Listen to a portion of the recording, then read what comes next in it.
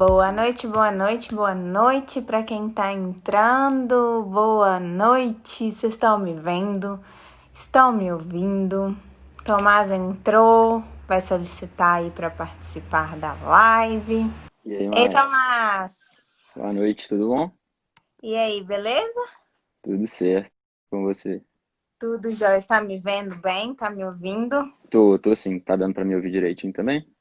Sim, pessoal, fala pra gente se vocês estão vendo a gente, se vocês estão ouvindo, se tá tudo certo, porque às vezes dá uns pequenos bugs, né, de É, internet, tecnologia, né, nossa, época aí faz de parte. E calls, quem for call, entrando tá... já dá aquela coração, aquela curtida básica para o Instagram ver que o conteúdo é relevante, entregar para mais pessoas. Então, Tomás, eu queria te dar as boas-vindas, te agradecer o convite. É a primeira live que você faz assim na vida?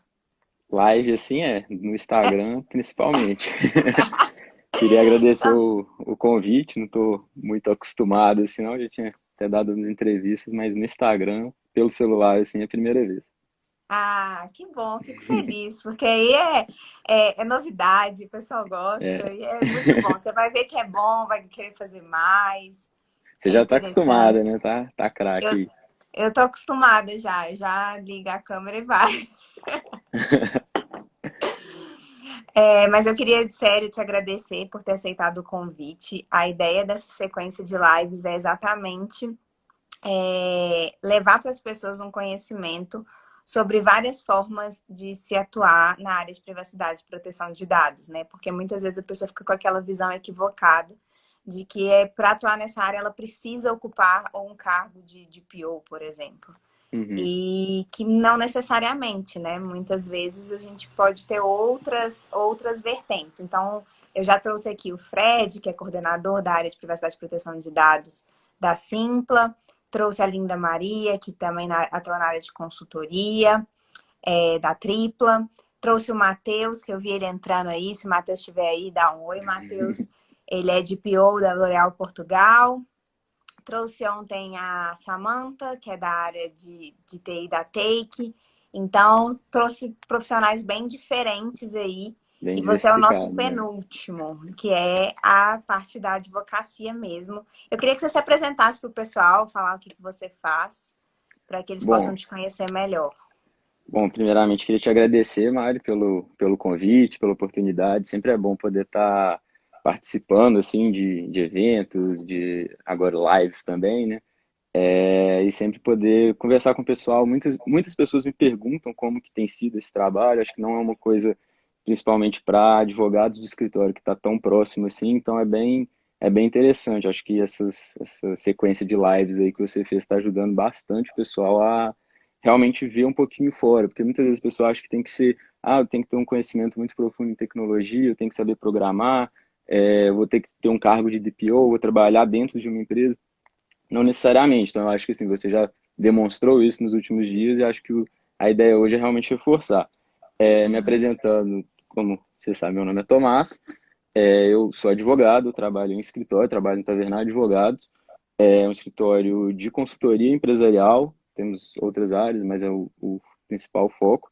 E a gente atende as empresas assim, com as principais demandas societárias, empresariais, contenciosas, cíveis, tributárias. Continuo no direito empresarial, mas consegui ali achar essa interseção com o direito de tecnologia e com a proteção de dados, que tem uma sinergia muito grande, né?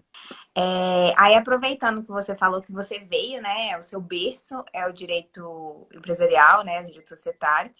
Então, conta pra gente, assim, mais ou menos, como é que você chegou na área de proteção de dados? Como é que foi essa trajetória? A partir de que momento você falou, olha, essa área é uma oportunidade, vale a pena investir? E como que o escritório te deu essa oportunidade? O que você fez para conseguir trabalhar com isso dentro do escritório que você já trabalhava, né? Isso, exatamente, sim. É um escritório que eu trabalho já há quase 4 anos, estou lá desde 2016, e acho que em 2016 nem tinham tantas demandas assim no direito digital, proteção de dados, então nem se fala, né?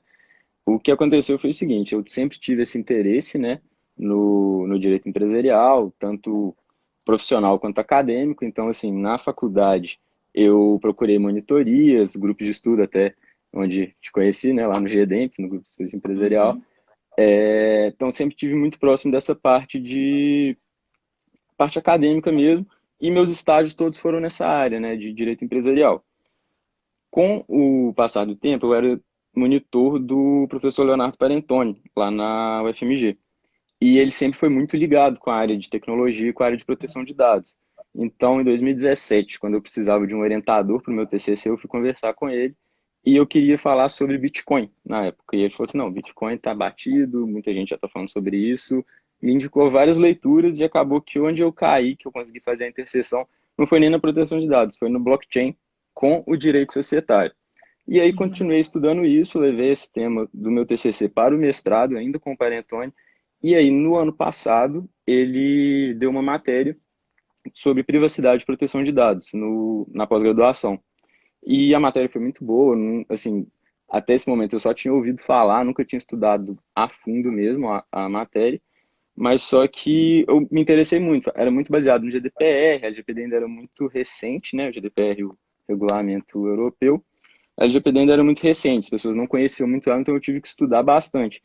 E coincidentemente, na época que eu estava mais estudando isso, por causa do mestrado, achando muito interessante, fiz alguns cursos e tudo mais, alguns clientes começaram a ter essa demanda, começaram a perguntar, olha, eu fiquei sabendo que tem uma lei, clientes do escritório, né, naquela vibe de Uhum. cross-selling. Então, assim, eu fiquei sabendo que tem essa lei, tem gente falando que vai aplicar para mim, tem concorrente meu que me avisou, tem cliente meu, tem fornecedor meu que não está aceitando contrato se eu não tiver seguindo essas regras, principalmente quem já tinha contratos internacionais. E aí eu Uhum. consegui atender essas demandas dos clientes do escritório com base no que eu vinha estudando na pós-graduação, no mestrado. E teve um ganho muito grande, porque acabou que o escritório precisava dessa pessoa que tivesse esse conhecimento nessa área. Os clientes tinham as demandas eram muito urgentes, porque surgiu do dia para a noite, e como a gente bem sabe, né, acredito que a maioria dos ouvintes, dos seus seguidores, sejam pessoas que trabalham na área, é uma dificuldade grande da gente conseguir mostrar essa necessidade para a empresa, para o cliente, mas os clientes, principalmente da área de tecnologia, que é um ponto assim, bastante forte, eu acho que está um pouquinho escuro, né? Deixa eu virar aqui. Não, tá dando pra ver. Tá dando tranquilo? Tá. Esses clientes da área tecnológica, eles já estavam à frente, assim, desde o meio do ano passado, julho, agosto, já começaram a surgir essas demandas e, enfim, foi uma coisa muito orgânica mesmo. Então, as demandas foram surgindo. Primeiro, revisa nosso termo de uso do aplicativo. Depois, minha Uhum. política de segurança da informação tá adequada, não tá? Então, foi bem engatinhando ali, mas bem orgânico. Foi uma necessidade que veio não de fora para dentro, né? Foi de dentro para fora dos próprios clientes, bem na ideia do cross-selling mesmo. É muito legal isso que você falou, que eu destaco dois pontos. O primeiro, o tanto que é importante nós termos mestres, mentores, pessoas que inspiram a gente a pensar fora da caixa. Nós dois tivemos o mesmo mentor nesse ponto, né? Porque o Parentoni é professor da UFMG e ele é professor do IBMEC também, que foi onde eu me formei. E foi o Parentoni que introduziu no IBMEC a eletiva de Direito Internet. E foi lá também que eu comecei a me interessar por esse tema. Então, assim, isso é muito interessante porque o Parentoni, ele é um dos profissionais que veio falando disso há muito tempo atrás, quando ninguém Sim, falava, né?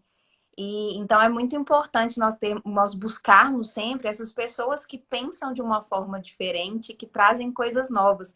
Porque tudo que é novo tem uma oportunidade, tudo que você conseguir enxergar uma demanda, ela é uma oportunidade.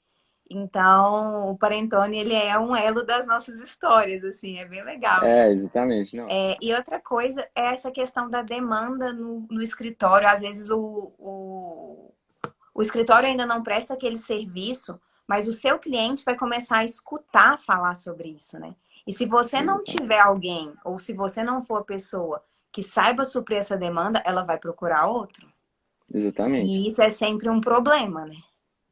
Sim, e assim, pela nossa experiência, o que aconteceu foi, alguns clientes perguntaram se a gente ou se a gente faria, ou se a gente conhecia alguém que fazia.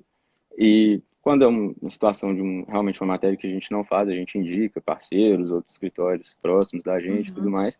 Mas nesse caso, eu falo assim, não, eu entendo disso, eu sei o que ele está perguntando, consigo responder. A gente apresentou, explicou a lei. E acho que assim, uma coisa que é interessante é como apresentar essa lei, né, para o cliente. Porque às vezes ele pergunta, ele quer saber, mas não necessariamente ele já está interessado em implementar, ele tem outras prioridades. Como eu falei, o cliente de tecnologia, a pessoa que, assim, quando o CEO da empresa, ele também é um programador e tal, é muito mais fácil, é muito mais Uhum. tranquilo de conversar e de demonstrar essa necessidade. Quando não é, qual que é assim, a questão de abordagem? Às vezes você faz uma apresentação, realmente, mostrar o que que é a lei, o que que ela muda. Normalmente, empresários, empreendedores, pessoas assim, não mais velhas, mas de mercados mais tradicionais, elas geralmente têm uma certa versão do tipo, pô, é só custo, não existia nada disso antes, por que que agora eu preciso se Uhum. preocupar? Mas a verdade é que já existia, né? Então, assim, Sim. as regras só ficaram mais claras. Então, eu acho que é demonstrar isso sem ser naquela ideia de vender o medo. E isso traz uma proximidade com o cliente, né? Mostra uma transparência também, mostra que você está ali para ajudar. E eu acho que muitas vezes a abordagem é muito mais correta do que falar assim, nossa, se você não fizer isso, você vai tomar uma multa de 50 milhões. Eu falo que eu gosto de vender a oportunidade, sabe? Porque tem uma oportunidade para a empresa ali. É um diferencial competitivo, sem sombra de dúvidas. É a chance de você poder fazer relações internacionais com muito mais segurança e credibilidade. Então, eu sempre bato na tecla da oportunidade. E eu vejo muita gente querendo vender pelo medo, sabe? E isso não pega. Eu hoje, como empresária, pelo fato de eu ter a minha empresa, eu quero Uhum. saber o que gera oportunidade. Uma multa, ela é uma coisa muito distante, sabe? O foco é muito maior, realmente, a cabeça do empreendedor eu preciso de oportunidades, eu preciso ter se eu for pensar só na multa, eu vou fazer o mínimo. As pessoas vão fazer literalmente o mínimo, e essa não é a ideia, né? E vocês precisaram fazer parceria com a área técnica? Como é que funciona isso? Vocês têm um parceiro de TI? Temos, assim, a gente tem uma empresa de TI que a gente já apresentou, já fez alguns eventos juntos, já tem algumas propostas juntos também, mas, como Uhum, eu falei, como geralmente os clientes de tecnologia, que são nesse primeiro momento, pelo menos na minha experiência, tem sido assim, eles já têm uma área técnica muito forte lá dentro. sim. Então, o que eu faço é sentar com esses devs, né, esses desenvolvedores, com o CEO, se a empresa é muito grande, com um representante de cada área, ou com o representante dos programadores, e trabalho junto mesmo, aquela coisa a quatro mãos. Eu falo assim, olha, eu tenho uma noção básica de tecnologia, se me explicar, eu vou entender o termo, vou entender outro, mas eu não sei Uhum, sentar e fazer. Então, eu vou precisar te perguntar as coisas e vou precisar que você abra seu software e me mostre. uhum, E com isso flui muito bem, porque você meio que trabalha em parceria mesmo. Você tem que ir em loco, tem que conhecer a operação do cliente, tem que conhecer o que que ele faz, como que ele faz. E eu acho que você está bastante acostumado com isso, né? Mas uma coisa que me incomoda é que eu vejo muitas vezes as pessoas falando como se fosse uma receita de bolo. Não funciona assim. Cada cliente é de um jeito, cada um tem uma exatamente. demanda diferente. Eu acho que o Exatamente. principal para a gente falar de proteção de dados é a gente entender o negócio do cliente antes. Na hora que você entende ali o business dele mesmo, o que que ele faz, o que que ele precisa, aí você começa a conseguir ter ideia de onde que você vai tentar trabalhar com essa lei, com esse programa de compliance na empresa dele. Antes de você entender ali o core business, né, o que que é mesmo o modelo de negócio dele, não adianta você ficar repetindo essas fórmulas, porque Não, perfeito, ele Thomas. sabe, ele não vai comprar. Não, isso é sensacional porque assim, a gente tá vendo muita gente querer vender receita de bolo, muitas empresas, muita gente querendo vender, é um software. Esse software ele vai te colocar em compliance com a LGPD. Eu fico assim, oi? Como assim, sabe? Vai te colocar todo. Não tem uma receita, não tem um truque de mágica, não tem um hackzinho, né? Que as pessoas às vezes elas ficam buscando isso. Eu acho que entender realmente o core business da empresa é essencial. E quando você não é interno da empresa, porque quando o profissional ele trabalha dentro da empresa, ele vai implementar isso lá dentro, é um pouco mais fácil nesse ponto, porque ele já vive o dia a dia. Quando você vem de fora, quando você é um consultor, você precisa gastar tempo sim fazendo isso. Porque eu vejo às vezes que os profissionais ficam com um pouco de medo de falar assim, ah, mas será que a empresa vai achar que eu não estou fazendo nada? Vai achar que eu estou aqui passando tempo e cobrando a hora? Uhum. Então, assim, mas você tem que demonstrar para ela o tanto que isso é importante, né? E o quanto que isso faz diferença no final das contas. Sim, eu acho que isso é essencial. Sim. Das empresas que eu trabalhei e trabalho com isso, igual eu falei, a grande maioria, a demanda veio de clientes que já eram clientes do escritório e clientes que eu já atendia na parte consultiva e societária. Então, muitas das vezes, eu já conhecia o modelo de negócio, eu já sabia quem era quem, como que funcionava a governança daquela empresa, quais eram os tipos de contratos que eles tinham. Então, quando é assim, é realmente muito mais fácil, porque, igual você falou, eu não sou interno da empresa, mas eu já Uhum. conheço a empresa a fundo. Quando você não conhece a empresa, isso que você falou de realmente já inclui, e sempre sendo muito transparente. Na Sim. primeira reunião, não é vender sonho, não é falar assim, não, eu vou trabalhando lá do escritório, eu vou conseguir fazer tudo e vai estar tudo pronto. Não, é falando, olha, é um trabalho a quatro mãos, eu vou ter que vir aqui, eu vou precisar que você designe uma pessoa para me acompanhar, para me mostrar os seus processos e tudo mais. E Uhum. assim, os clientes não têm problema com isso. Muito pelo contrário, eles gostam de falar do negócio deles, eles gostam de te Sim. mostrar, porque eles sabem que você precisa disso para fazer um bom trabalho, né? Então, Uhum. assim, quando é um cliente que eu não tenho essa habitualidade de trabalhar, que também já aconteceu, eu realmente sentei. Eu estava fazendo os termos de uso e adequando um software específico à LGPD. Eu sentei com o cara que desenvolveu o software e falei assim, olha, me mostra tudo do software. E aí ele me mostrou o passo a passo, como que o usuário vê o front-end, né, o back-end, mostrou tudo do software, todas as informações que eu precisava saber, e aí a gente foi junto falando assim, isso pode ser um dado pessoal, isso não pode. Aí ele falou assim, mas isso aqui, às vezes coisa que eu deixava passar, ele pegava, coisa que ele achava que não precisava me mostrar, mas eu perguntava ele, não, então eu preciso abrir uma outra coisa aqui. Então, assim, essa parte, essa entrevista inicial, ela é essencial. Todo o seu trabalho com aquele cliente vai depender disso. Se você não conseguir Uhum. entender o que que o cliente faz e como ele trata dados, não adianta você querer vender proteção de dados para ele, porque se você não entender do negócio dele, você pode saber tudo de LGPD, mas você não vai conseguir encaixar ali essas peças do quebra-cabeça. Exatamente, exatamente. E deixa eu te perguntar uma coisa.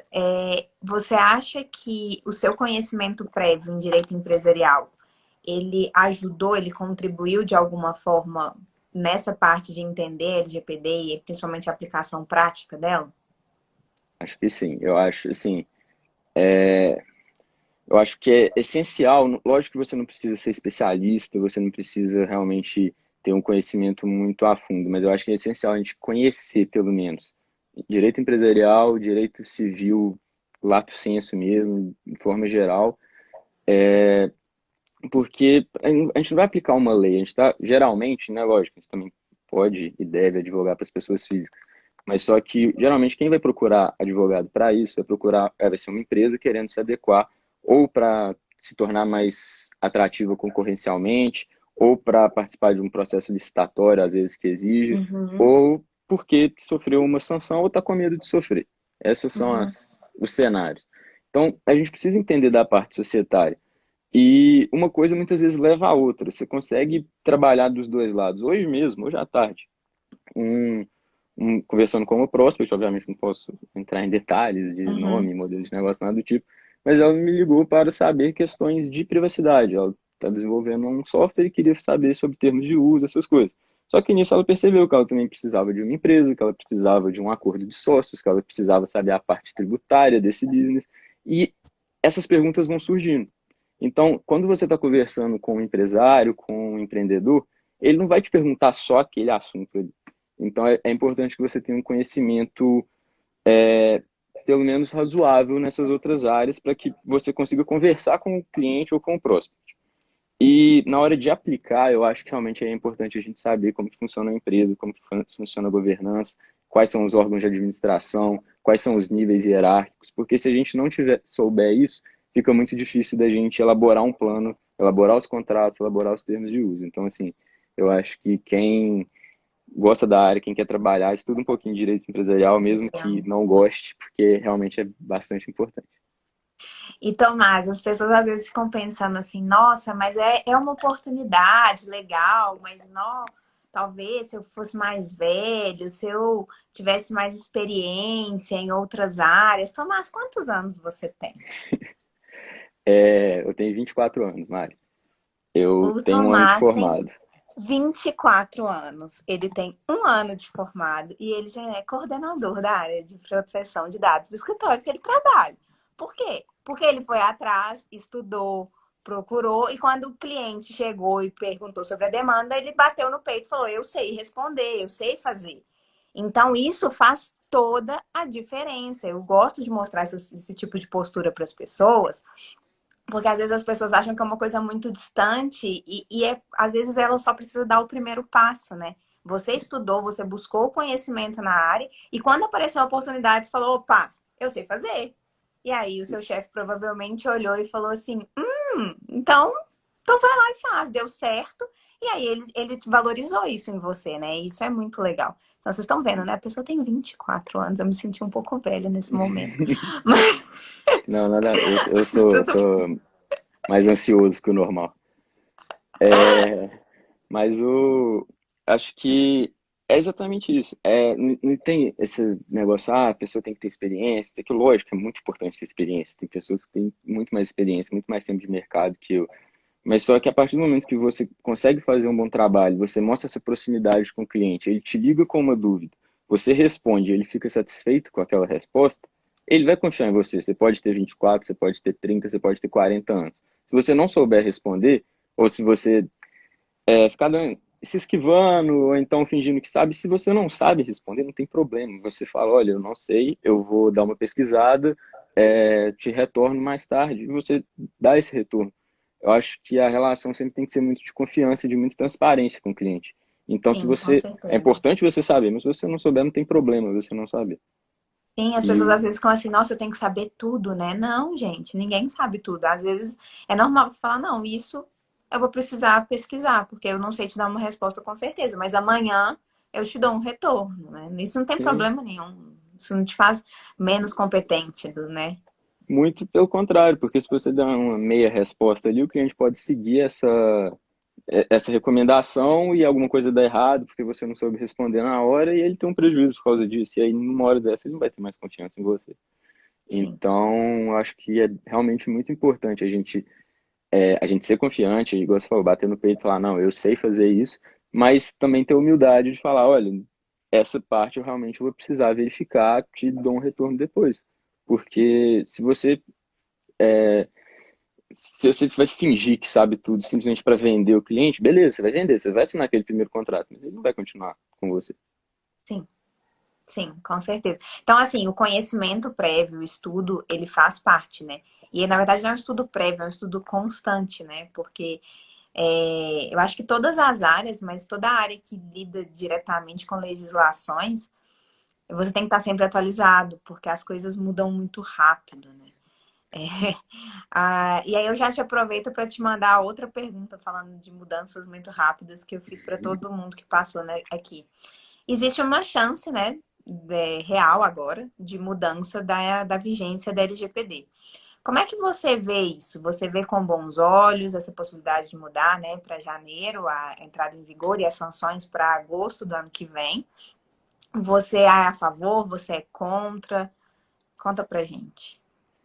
Eu, assim, eu acho que é necessário, eu acho que é importante diante do cenário que a gente está vivendo. É uma coisa inimaginável. 4 meses atrás, ninguém imaginava que o país ia parar, que o mundo ia parar. Então, por mais que essa lei já devia estar em vigor, ela não devia ter sido tão postergada. Mas no momento como está agora, é muito difícil e praticamente é muito difícil colocar em prática e praticamente impossível submeter as empresas a sanções, porque ninguém vai estar preparado e também não vai ter dinheiro para pagar a multa se tiver multa. Então, acho que seria muito incoerente que essas empresas fossem multadas agora, sendo que estão tendo que demitir funcionário, estão tendo que Uhum. suspender contrato, etc. Eu acho que até outro dia o tema de um evento que eu participei foi justamente a questão do uso de dados públicos pelo governo no combate. Se a gente já tivesse a LGPD, seria muito mais fácil. O que está acontecendo lá em São Nossa, Paulo está tendo que ser uma coxa de retalhos com mais de 10 legislações diferentes para conseguir justificar o que o Dória está fazendo de usar os dados de celulares para localizar aglomerações, etc. Com o LGPD seria muito mais simples. A gente teria muito mais transparência e conseguiria atingir isso de forma muito mais célere. Então, eu acho que isso mostra o quanto que a gente já devia ter essa lei.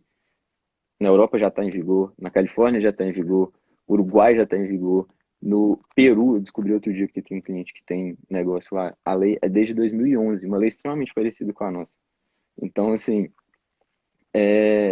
a gente realmente precisava de ter, mas não temos. E a gente não adianta falar, seria assim, se tivesse, se tivesse. Não tem. E diante do cenário que está, se entrar em vigor, as empresas não vão conseguir fazer um bom trabalho de adequação. Então, dado o cenário, eu queria que ela já estivesse em vigor, mas como ela não está, dado o cenário, eu vejo com bons olhos essa dilação. Não é aquela do ano passado que estão falando, vai para 2022, não sei o quê. Isso aí não, acho Aquela que não lá, tem nem pelo amor chance. de Deus, né? É. Essa atual do projeto de lei, acho que até do Anastasia, Uhum. eu acho ela mais sensata. Acho que a lei passa para janeiro e as sanções para agosto, né, de Para agosto, isso. 2021. Uhum. Eu acho ela mais sensata, porque na hora que passar essa loucura, que a gente não sabe como que vai estar o país, não sabe como que vai estar as empresas, a gente vai ter um tempo para adequar as empresas e depois que ela estiver em vigor, a gente ainda vai ter esse tempo para fazer aqueles ajustes finais ali, quando vier a regulação da NPD, a gente vai ter uma margem, as empresas vão ter uma margem para conseguir se adequar, porque, beleza, já está em vigor há mais tempo, tinha que estar se adequando, tinha, e muitas estão, mas a maioria das que estão também tiveram que pausar esses projetos. Então, eu acho Sim. que é importante, sim. É uma visão, faz muito sentido. Eu acho que assim, a pandemia ela mudou o cenário de tudo, né, na verdade. Mas eu acho que ela reforçou como o tema de proteção de dados ele é muito importante. Igual você falou perfeitamente. Se a lei já tivesse em vigor, era uma outra história. Nesse momento, era muito importante ela estar em vigor. Exatamente por essas questões de excesso de uso de dados, né, por questões justificadas por questões de saúde pública, mas quais são os limites, né? Onde entram os limites desse uso de dados, onde nós não estamos violando direitos ao invés de garantir direitos. Então, é uma discussão que está sendo fomentada muito na temática de privacidade e proteção de dados, era muito importante que a lei já tivesse em vigor, mas diante dessa situação, realmente agosto ficou muito próximo, né? Principalmente sem uma Autoridade Nacional de Proteção de Dados. Eu acho que esse ponto Exatamente. também é extremamente relevante, né? A É, importância de ter a NPD. até o que a gente tem visto, né, nos outros países, realmente essas autoridades, acho que vários países da Europa, consigo citar a Irlanda, Bélgica, Áustria, que eu sei que tiveram diretrizes específicas, mas as autoridades, elas foram a público falar, olha, é assim que o governo deve agir, é assim que as empresas devem agir com os dados dos seus funcionários, ditando essas diretrizes. E a gente não tem isso. Então, isso está fazendo falta. A gente não sabe se, por exemplo, eu vou testar todos os meus funcionários para saber quem tem ou teve coronavírus. Isso é extremamente polêmico, é extremamente invasivo e a gente não tem uma diretriz para saber, eu posso fazer isso para poder Uhum. ver como que eu vou voltar às minhas atividades. Então, quando a gente conseguir aplicar a lei ali, é, ela vai fazer muito mais sentido. E eu acho que, assim, aí voltando para a nossa temática, né, do consultor, do advogado externo que presta serviço para uma empresa, eu acho que isso é um dos pontos que a gente tem que mostrar, que a lei ela é boa, ela traz benefícios para a empresa. Igual você falou desde o início, é um diferencial competitivo para ela estar em compliance, porque se ela estiver fazendo um negócio com uma empresa que está sujeita ao GDPR, ela precisa ter uma política interna, ela precisa ter esse compliance. Então, eu não canso de bater nessa tecla, eu detesto falar das sanções. Eu Eu acho que também. vender o medo, falando assim, você vai ser multado, você vai ser isso, vai ser aquilo, eu acho que é o pior jeito, porque você só deixa o seu cliente, ou o seu prospect, ou o que for, mais ansioso com a situação, com mais raiva da lei, e às vezes também nem por isso ele vai fechar, porque vai pensar, pô, isso aí aplica para o Google, aplica para o Facebook, isso aí não tem nada a ver com a É. minha empresa, não, eu faço obra, eu construo prédio. Uhum. E nessa questão, você está vendo muito como consultor empresas cobrando de outras empresas que estejam em conformidade, porque Eu tô sentindo muito isso. Eu tô tendo uma demanda muito grande de empresas me procurando, porque outras empresas exigiram que eles estivessem em conformidade. E eu falo que é muito um efeito dominó, né? A grande se adequa, elas cobra isso da média. Aí a média se adequa, ela cobra isso da pequena. Você tá sentindo isso na prática também? Sim. É, essas primeiras demandas que eu tive, que eu estava falando do meio do ano passado, 100% eram por causa disso.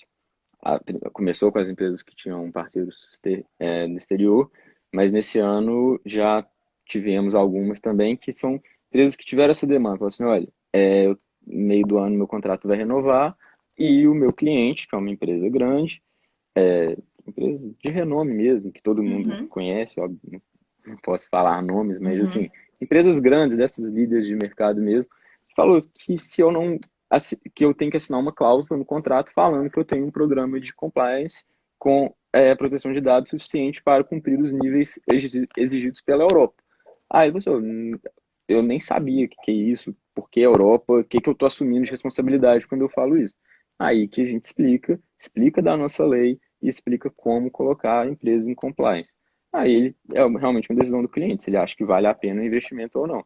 Mas esse efeito dominó, acho que já vem acontecendo, já pelo menos de um ano para cá, já vem acontecendo bastante. E a tendência é ser cada vez mais, porque, igual você falou, pelo que eu tenho vivenciado, ainda está nas médias empresas hoje. As médias empresas estão sentindo muito essa pressão, vindo das Uhum. grandes. Mas, passada essa loucura toda de pandemia, passado esse cenário que a gente está vivendo, isso vai chegar nas pequenas empresas, se é que já não está chegando. Eu tive uma procura esses dias de uma pequenininha mesmo, mas que tem um parceiro gigantesco, que é o principal parceiro deles. Eles falaram, 90% da nossa renda vem desse parceiro. E eles chegaram pra gente e falaram assim, como é que tá a sua adequação em LGPD? Aí eles, LGBT? Não, a gente aceita LGBT aqui. Não, é Lei Geral de Proteção de Dados. Aí eles, meu Deus do céu, o que que é isso? Eu não sei o que que é isso. E aí eles me procuraram por causa disso. E aí eles falaram, época de pandemia, uma empresa pequena sofrendo, e eles querem investir, eles querem ter um programa de conformidade em proteção de dados, porque eles não podem perder o cliente. Eles não Sim, podem perder o exatamente. parceiro. E muitas vezes esse cliente, aí, de novo, por que a gente precisa ter uma ideia do direito empresarial, mas muitas vezes esse cliente, ele vai, se for uma empresa gigantesca dessa, ela vai ter um conselho de administração, vai ter uma diretoria, por onde vão passar essas decisões executivas. E muito provavelmente, nas políticas, na governança corporativa dessa empresa, não vai ser permitido assinar contratos nesse valor com parceiros que não estejam em conformidade, porque isso coloca em xeque toda a responsabilidade dela e todo o programa de compliance dela perante os seus outros parceiros. Então, assim, como que ela vai se comprometer com um parceiro igualmente grande que ela só vai contratar fornecedores que estejam adequados com a legislação de proteção de dados? Então, ela não vai assinar um contrato com uma empresa média, pequena, o que for, que não esteja. E se você falar que está e não está e não pedir prova e tiver qualquer problema, a sanção, a responsabilidade vai ser bem grande, Bem, né? sim. E Tomás, uma pergunta que eu fiz também para todo mundo é porque uma das coisas que a gente escuta muito é tipo, mas será que essa lei vai pegar? Brasil, nós não estamos na Então, Europa, pelo amor de Deus. E não, aí, Tomás, essa lei vai pegar? isso é incrível, né? Porque assim, eu acho que lei pegar ou não pegar é uma coisa que é bem jabuticaba mesmo. Só no Brasil que você Só no pode ter uma Brasil, lei né? que não pega, mas beleza. Como a gente sabe que existe isso mesmo, né? E essa é a primeira pergunta. Acho que toda apresentação que eu faço, eu coloco essa frase que você falou no primeiro slide. Essa lei vai pegar? Essa lei vai pegar? Porque assim, 100% das vezes. E eu acho que assim, o que eu respondo para isso é que essa lei já pegou, muito antes dela entrar em vigor. A gente tem exemplos, e são casos públicos, que todo mundo já tem acesso, já está na mídia, etc. A gente tem aí o caso da Araújo, aqui em Belo Horizonte, a drogaria que pediu o CPF, foi multado com base no CDC em 7 milhões de reais. A gente tem o caso da Netshoes, que mais do que a multa de, acho que de 500 mil, o gasto 500 que mil. eles tiveram para notificar os 1,5 milhão de clientes que tiveram dados vazados foi Aham. muito maior do que 500 mil reais, e isso antes da vigorar a lei. Banco Inter, também Banco exemplo Inter, aqui de Belo Horizonte. Teve vazamento de dados, eles tiveram que fechar acordo com, se não me engano, o Ministério Público também, né? Ministério Público. Uhum. Também, agora fugiu o valor, mas Foi um valor milhão. bem alto, 1 milhão Um também milhão. do Inter. Então, assim, antes da lei entrar em vigor, igual quando eu estava falando lá da questão do Dória, né? A gente tem que usar 10 legislações diferentes para conseguir justificar. Mas essas 10 legislações existem. A gente tem ali o Marco Civil da Internet, a gente tem a Lei de Acesso à Informação, a gente tem o Código do Consumidor. Então, essas obrigações já existem. O que essa lei está fazendo não é que ela vai pegar ou que ela não vai pegar, ela está deixando as regras do jogo claras. Mas Sim. essa questão de privacidade, já a gente não tem essa cultura aqui. Não adianta falar que a gente tem, que é igual na Europa. Não, na Europa eles falam disso desde 95. Não existia Google, já existia diretiva de proteção de dados lá. Então, lógico que a Uhum. gente não está no mesmo nível de preocupação. Aqui a gente vai comprar uma roupa, a pessoa pede seu CPF, você dá seu CPF sem Você dá seu perguntar por CPF? quê.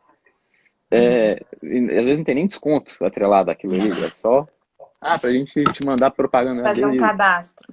É, época de Natal, você leva lá os cupons de compra que você fez no shopping, dá seu E CPF e ganhar um ganha uma carro. champanheira, ou ganha um Aham. brinde e a chance de ganhar um carro. Então, assim, isso a gente banalizou muito isso, mas eu acho que esse cenário está mudando. Eu acho que as pessoas Também acho. começaram a ver esses casos, eu acho que as empresas começaram a se preocupar porque a lei entrou em vigor. Então, eu acho que esse cenário, realmente, essa cultura de proteção de dados está mudando. E não é uma pergunta de se a lei vai pegar ou não. Apesar de ser absurda a possibilidade de uma lei não pegar, a gente sabe que isso existe. Mas Existe. eu acho sinceramente que a proteção de dados ela já pegou. E quem não se adequar Vai. vai sofrer sanções, porque, querendo ou não, se a gente for pensar friamente, é uma fonte de renda para o governo, aplicar sanções. Então, se tiver desconformidade, ela sendo aplicável, por que vão deixar de aplicar essa sanção? É verdade. Eu só lembrei aqui o caso do Banco Inter, eu fiquei em dúvida se é 1 milhão ou 1,5 milhão, mas é mais ou menos isso, foi mais ou menos essa a multa deles. Mas são casos públicos, né? Quem quiser dar uma olhada, é só pesquisar que vocês encontram os casos Netshoes, Sim. Araújo, Banco Inter. E também tem muitos escândalos de vazamento de dados, né, Tomás? Cada vez mais a questão dos vazamentos de dados estão aí. E muitas vezes eu fico perguntando para as pessoas assim: você é o consumidor de determinada empresa. Aquela empresa tem uma notícia que vazou dados. Você procura saber se os seus dados foram vazados? A maioria das pessoas fala: não, nunca parei para pensar nisso. Então as pessoas sequer sabem se elas estão naquele grupo ali que sofreu um dano, e é um dano muito alto, né? Só que eu acho que precisa mesmo das pessoas se conscientizarem em relação a isso. Elas precisam tomar consciência dos seus direitos. E eu também falei isso aqui em muitas das lives, que acaba que quando a gente toma essa consciência, a gente entra nessa área, a gente fica um pouco chato, né? De se tornar bem mais questionador, né? Que é seu CPF, por quê? Não, Você também ficou é mais chato? exatamente isso. Nossa. Vou fazer qualquer compra, a pessoa me pede meu CPF, eu falo que não quero dar, e aí começa, mas por quê? Você vai ganhar 10% de desconto. Eu falo assim, olha, eu não quero, você realmente quer entrar nessa discussão? Você quer entrar nessa discussão? Não acho que vai ser produtivo nem para mim, nem para você, eu Nem prefiro pra não você. passar. Eu posso concluir minha compra sem passar? Eu falo, pode, isso mais caro. Eu falo, ok. Outro dia não, tem uns dias já, mas é, meus amigos já até acostumaram com isso, quando alguém pede CPF, eles já riem da Já minha começa a cara, porque rir. sabe que já vai começar palestrinha, né?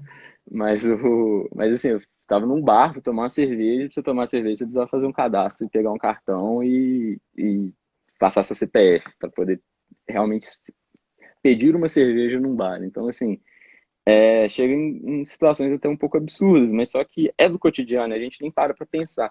E na hora que a gente Uhum. para pensar nisso, você falou, a gente fica chato, A porque gente a fica gente chato. pergunta tudo, a Porque gente não quer passar nada. exatamente, é bem bizarro isso, né? Você falou desse caso da cerveja, eu tive um caso parecido numa sorveteria. Uma sorveteria aqui de BH, uma super mega famosa. Eu entrei, aí tem no caixa, assim, gigantesco, digite seu CPF e concorra a um desconto. E concorra a um desconto.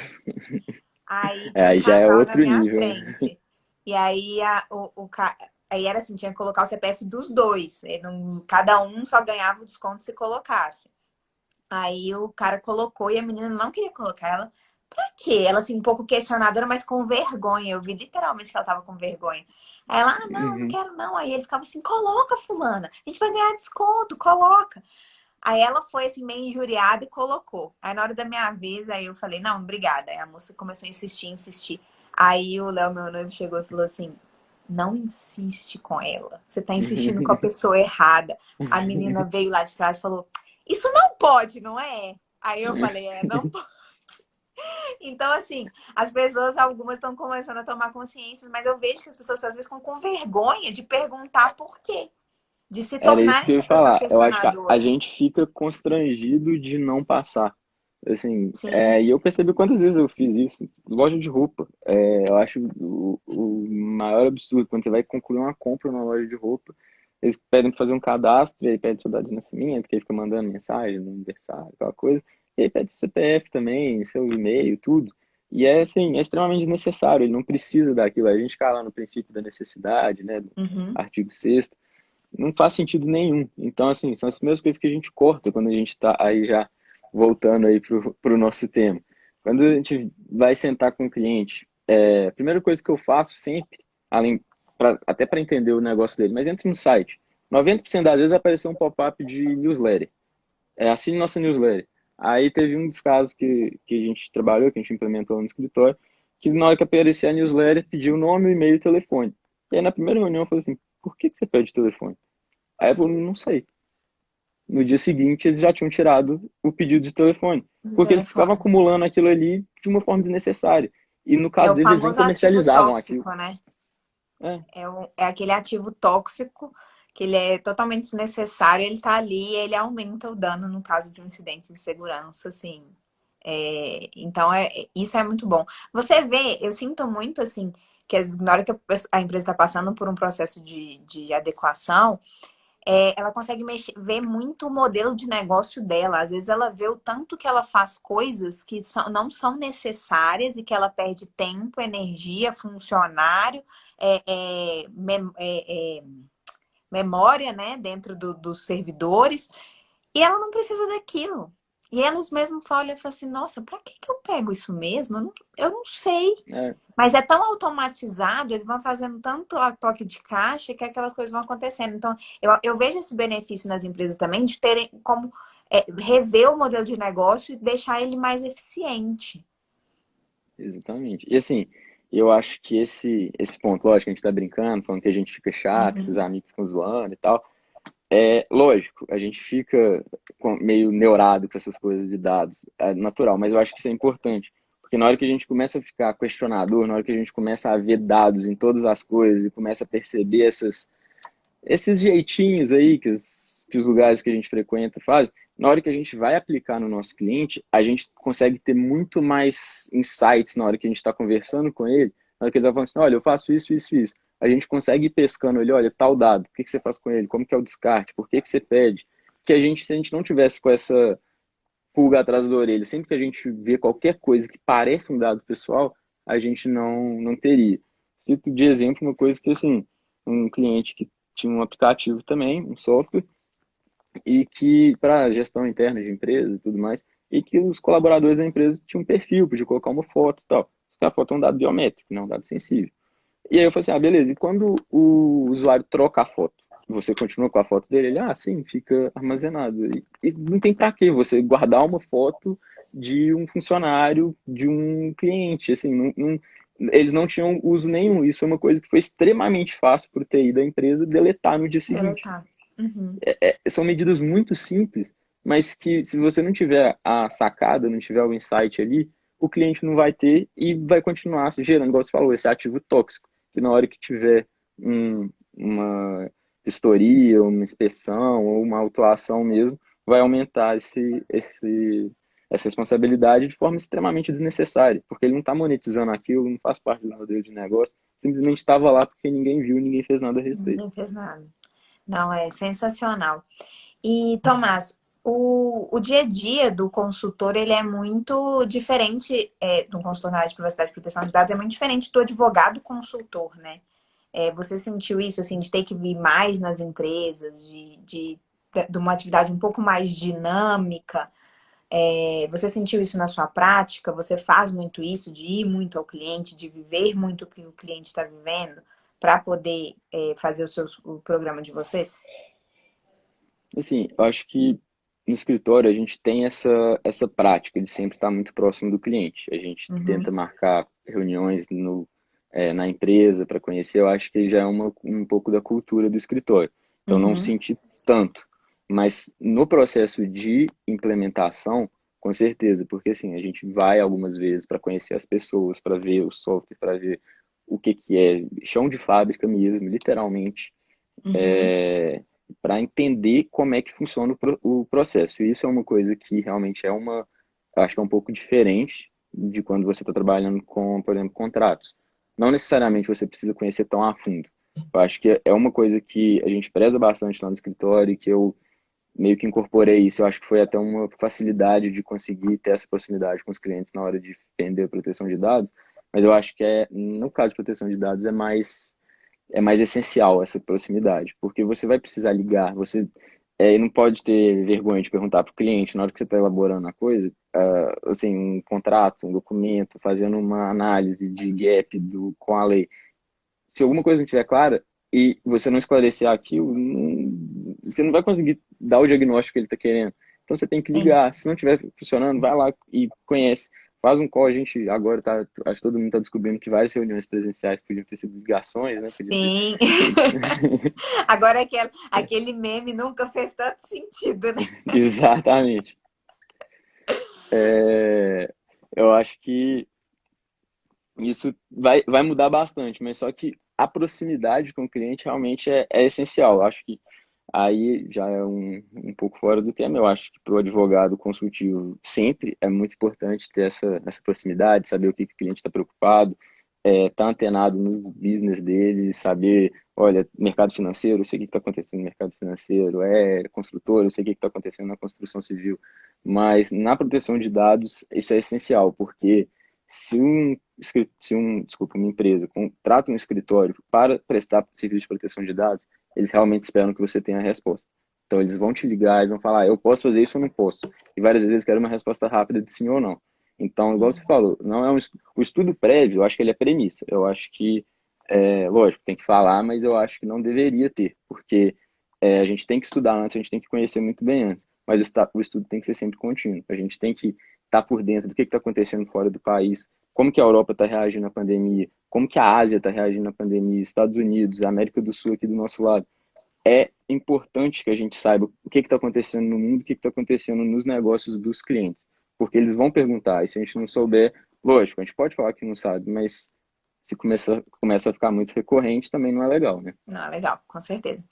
Tomás, a gente já vai caminhando aqui para o nosso final, é, porque te contextualizar das lives do Instagram, já que é a sua primeira Eu live, consegui, o Instagram ele só pode ter 1 hora de live.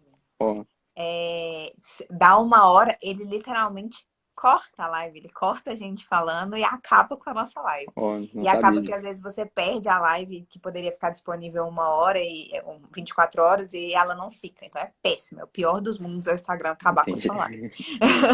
Então, para não correr esse risco, né? A gente ainda tem 10 minutinhos aí. Eu queria te perguntar uma dica que você daria aí para as pessoas que querem trabalhar nessa área, que assim como você podem ter pouco tempo de formado, mas que quer aproveitar essa oportunidade, ou para pessoas que já tenham mais tempo de formado, mas que também querem aproveitar essa oportunidade. Então, eu queria que você desse essa dica. Mas antes de você dar essa dica, eu queria te agradecer muito por você ter topado. A gente se conheceu, eu e o Tomás, a gente se conheceu no grupo de estudos de Direito Empresarial da UFMG. Ele já era coordenador, né? E eu apareci lá e acabou que a gente ficou amigo, junto com o João, o Bruno. E então, assim, é muito bom ter você aqui. Eu aprendi muito com você nessa época de GDEMP, então é sempre bom aprender mais com você. Então, acho que essa troca é sempre muito legal. Então, muito, muito, muito obrigada. Espero poder fazer mais lives. Faça lives, Tomás. Live é muito legal. Tá vendo as pessoas? As pessoas aparecem, as pessoas interagem. O pessoal não deu para incluir as dúvidas. Mas vocês podem mandar as dúvidas para mim, que eu passo para o Tomás, ou podem mandar direto para o Tomás também, que ele responde. E a nossa última live vai ser na quinta-feira, às 18 horas, com um convidado surpresa. Eu só vou soltar quem que é o convidado na própria quinta-feira. Então, fiquem aí, porque é surpresa mesmo. Mas conta aí, dá uma dica pra gente. Bom, só passando aí por tudo. Essa questão de fazer live, eu não tenho essa intimidade toda com a câmera que você tem, Mari, mas fica aí a ideia, né? E eu que agradeço a oportunidade, o convite. Sempre é bacana poder estar compartilhando, conversando com pessoas que atuam nessa área. Você falou, a gente já troca figurinha aí já tem muito tempo, desde a época de GDEMP lá, 2016, 2017. Então, sim, sempre que precisar, sempre que quiser qualquer coisa, estou sempre à disposição. Muito obrigado mesmo pelo convite. Eu que E agradeço. a dica para o pessoal primeira coisa, conheçam a lei, conheçam a nossa legislação, porque assim, acho que esse cenário mudou um pouco, mas muitas vezes a gente vê que as pessoas realmente não tinham lido a lei, estavam querendo ler artigo de proteção de dados, mas sem ler os artigos da lei de proteção de dados. Então, conheçam a nossa lei, leiam coisas de fora do Brasil, tentem entender como que funciona o regramento fora da LGPD e tentem fazer esses links. Pô, com direito empresarial eu consigo fazer isso. Tem algum que eu consigo fazer com direito do trabalho? Como que fica a relação de trabalho em relação a isso? Então, eu acho que é sempre importante fazer esses links e estar antenado do que está acontecendo lá de fora. A gente tem algumas autoridades muito atuantes. Eu cito a ICO, né, que é do Reino Unido, que agora, por exemplo, com a questão do Brexit, ainda é uma grande incógnita como que fica a proteção de dados do Reino Unido. Então, é um tema muito bacana de se estudar. Então, eu acho que a minha dica é estude a nossa lei, estude os nossos artigos, estude o que a gente consegue ter de fora, faça cursos, esteja sempre por dentro e veja as necessidades do seu cliente, porque às vezes ele tem essa necessidade e ele não sabe. Uhum. Então, para começar a atuar com isso, se você já está numa estrutura de escritório como é a minha, a oportunidade vai aparecer. Eventualmente vai precisar que alguém responda alguma coisa sobre isso. Então, estude e trabalhe para que seja você essa pessoa que vai responder isso. E se Show. você está querendo começar o seu próprio escritório, também a gente está no antro das startups do Brasil aqui em BH. Então, tem muita oportunidade. Eu acho que proteção de dados é bastante amplo, direito e tecnologia mais ainda. Quando a gente fala em startup, tem todos essas outras questões. Não vou me alongar para que o Instagram não corte a nossa live, mas é isso. Estude e tente aplicar no seu dia a dia, porque as oportunidades elas aparecem. Elas vão aparecer. Show demais, Tomás. Galera, eu vou tentar deixar a live disponível 24 horas. Eu sempre falo tentar, porque às vezes o Instagram dá uma bugada e aí ele atrapalha a gente. Mas todos os dias funcionou. Eu acho que hoje vai funcionar. E eu vou tentar também gravar a live para depois disponibilizar ela no YouTube para que quem perdeu e não consiga assistir nas 24 horas consiga assistir depois. Com o seu consentimento, Tomás? Com o meu consentimento. Tá aí a base legal. Brigadão, viu, Tomás? Obrigada mesmo. Obrigada, pessoal, todo mundo que ficou aí, que acompanhou, que curtiu. Grande Obrigadão, abraço. Mari.